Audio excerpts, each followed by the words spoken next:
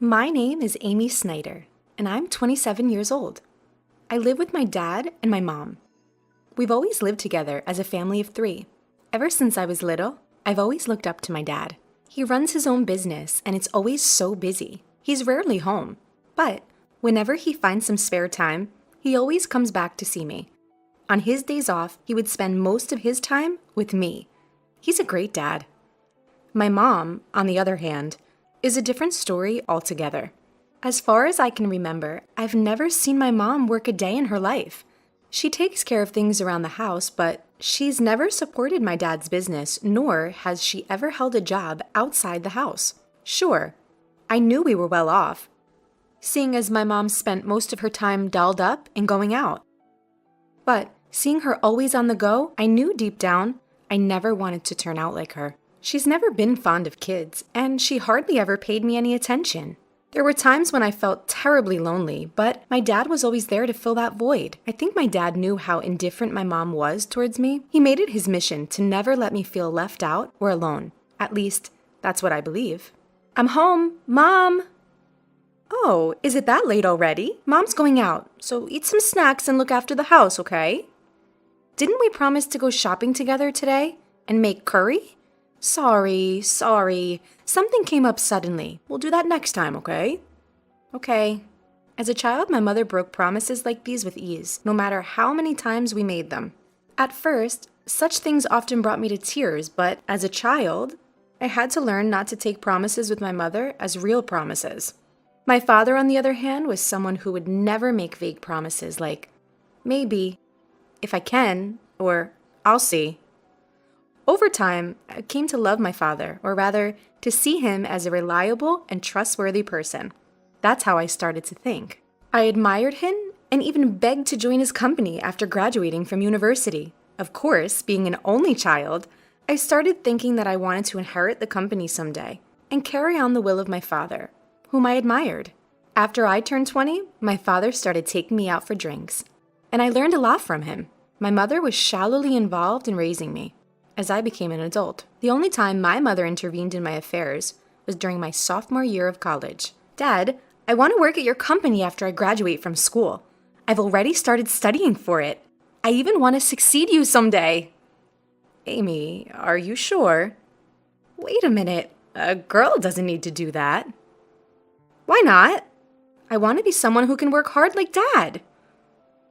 A woman should find a good man and let her husband earn a good living. That was such a typical thing for my mother to say. I didn't think this person could understand anything I said. So, I didn't continue the conversation that day. I didn't want to live a life hanging on someone else's life like my mother. I had always strived to become a strong woman who would live on her own. For the rest of my college days, after that day, I studied hard. And I joined my father's company as soon as I graduated. I couldn't persuade my mother, but it seemed like she finally gave up in the end. If you want to live your life this way, that's fine with me, but you'll be the one who will have to suffer for not listening to your mother. If you're okay with that, then do as you please, she said. So I did as she told me. By joining my father's company in this way, the distance between my mother and me grew even deeper. On the other hand, I started spending more time with my father than before, and our bond got even stronger. Looking back now, I guess my mother wasn't too happy with this situation. When I joined my father's company, he put in a lot of effort to train me seriously. But there was a reason for that. My father was sick. It took him about half a year to introduce me to a lot of people and teach me about the job. And then, my father collapsed at our workplace. He was immediately taken to the hospital by ambulance, and for the next 5 years, he lived a life fighting his disease. Amy, how's the company doing? Is it running smoothly without your dad? It's really hard right now, but everyone is supporting me. I'm sure it will be fine because Dad trusted me with everything I need. Well, as long as that's the case, if you, a woman, take over as the second generation and cause the company to go bankrupt, it would be a real shame, so be prepared for that. Mom, you really don't have any interest or love for the company. You're only concerned about others' judgment. It's sad to hear you say that. When my father first collapsed, I often argued with my mom like this. My father would come to the company on his good days while going in and out of the hospital, gradually weakening over 5 years, and for the last year, he was almost bedridden. During the time when my father was still able to move, the last time he visited the company, he said this: "This company and its employees are very precious treasures to me, but I have to let go of my treasure. Dad, over the past few years, I've watched you work, Amy, and I think I can trust you with it. Can I ask you, please, protect this place. Protect everyone here. For me. I don't know if I can be like you, Dad, but I'll keep trying to get closer to you, who I've always admired. So you can rest easy." From that day on, the title of representative was passed on to me. I had been so busy that I barely had time to go home. Since my father was mostly in the hospital, I made time to go see him frequently. My mother did the bare minimum, like bringing him changes of clothes, but as far as I could see, she even seemed to find that bothersome. What does my mother think of my father? Does she not have any feelings or gratitude for him? Or any feelings of pity for a sick person? I couldn't help but feel sorry for my father. I recalled how hard he had worked for me when I was young. A child unable to feel my mother's love. No matter how exhausted I was, I made it a point to visit him as much as possible.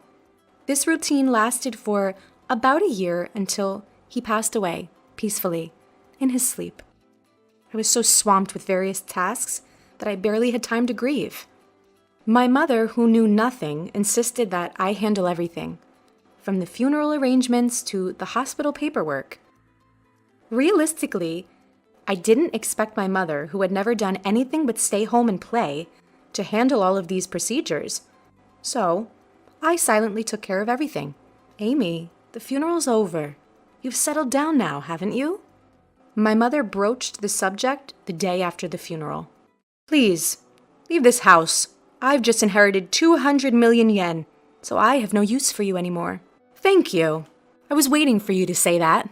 I had concluded that talking to her any further was pointless. Did she think it was okay to just have money and live a life of leisure? I had nothing but questions, but I decided to leave. The next day, I called a service and sold all my belongings related to me.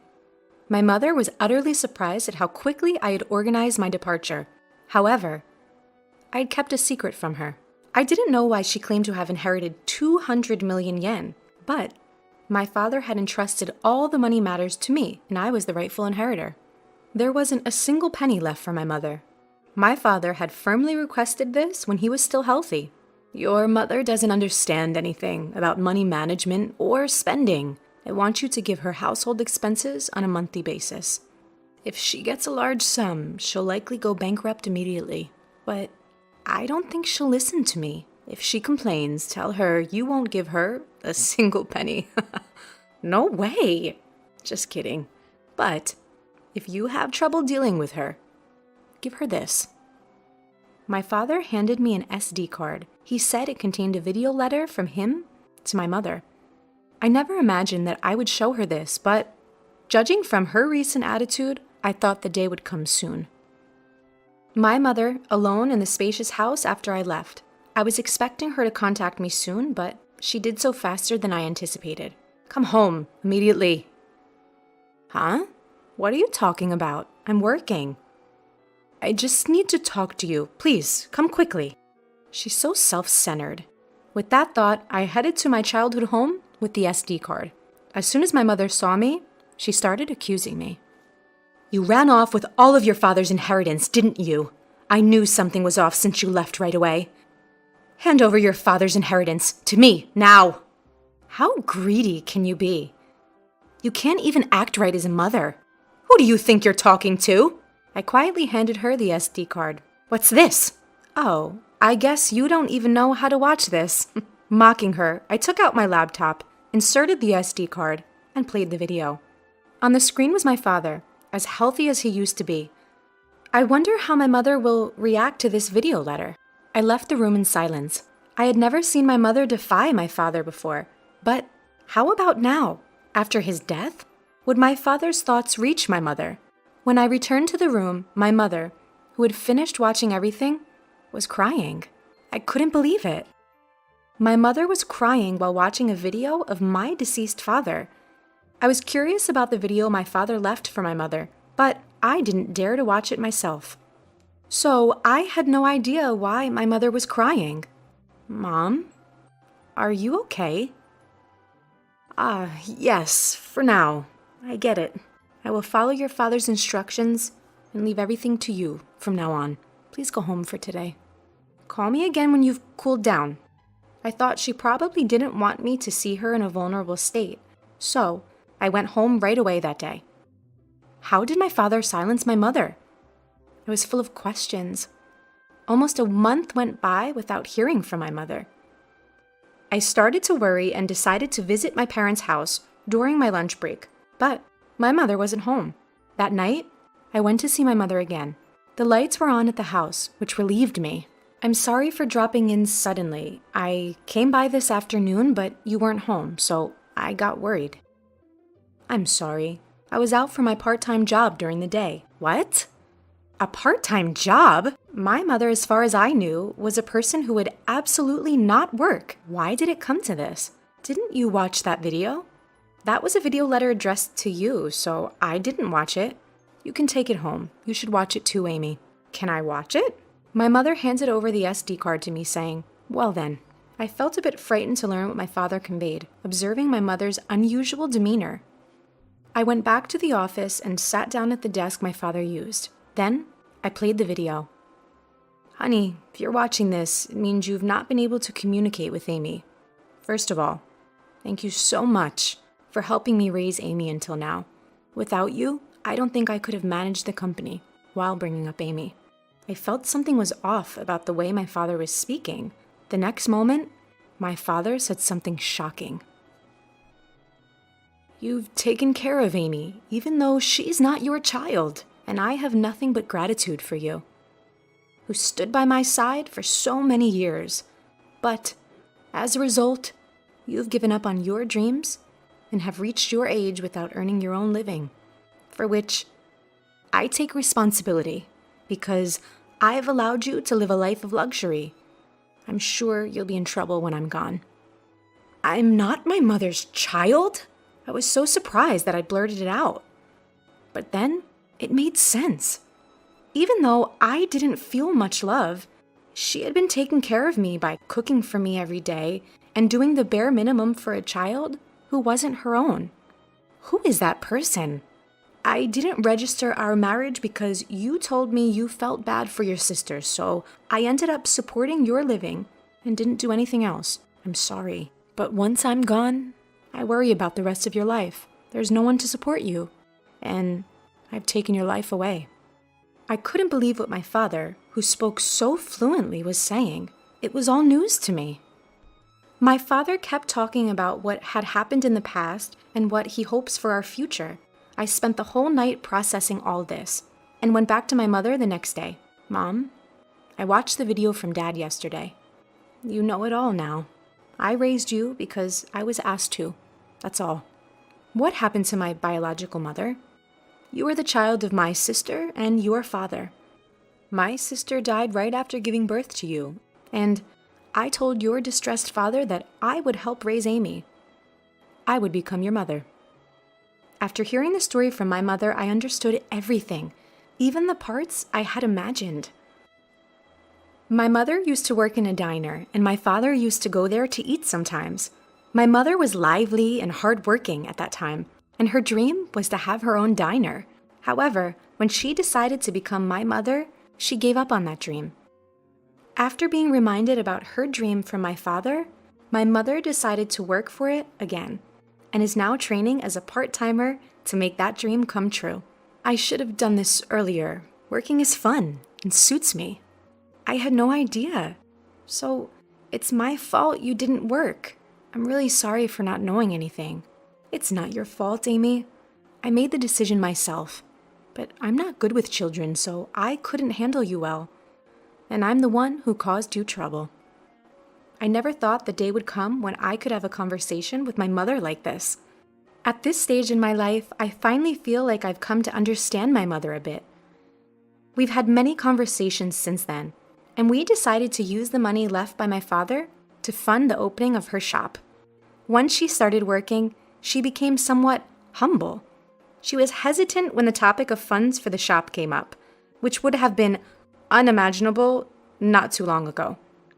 While maintaining my regular job, I also helped with the opening of her diner, which led to me seeing my mother frequently. I attribute this newly forged relationship to my father. Regarding living expenses, she insisted on managing with her own income, not wanting to accept help from my father's inheritance. Promise me that you'll tell me if you're struggling. After all, Dad trusted me to take care of you. I'll be fine living on my own. It doesn't cost that much, but in terms of my diner's expenses, I'll be relying on you. Of course. I'm looking forward to it too, so do your best. After many years, we finally became a real family, and now we are living harmoniously. She is not my birth mother, and it might have just been the right time for me to learn this. Your diner is finally gonna open tomorrow. Your dream is coming true. Seeing you work so hard at that company reminded me of my own dreams when I was younger. I believe that's why I've made it this far. It's all thanks to you and your father. Thank you so much. Mom, promise me to always be my mom. Amy. From now on, let's get along even better than before. After all, we only have each other. That's true. Upon my father's death, the truth was revealed. I accepted the reality and decided to live on with just my mother and I. As I observed my mother's lifestyle, I thought about moving back to my hometown and living together with her again.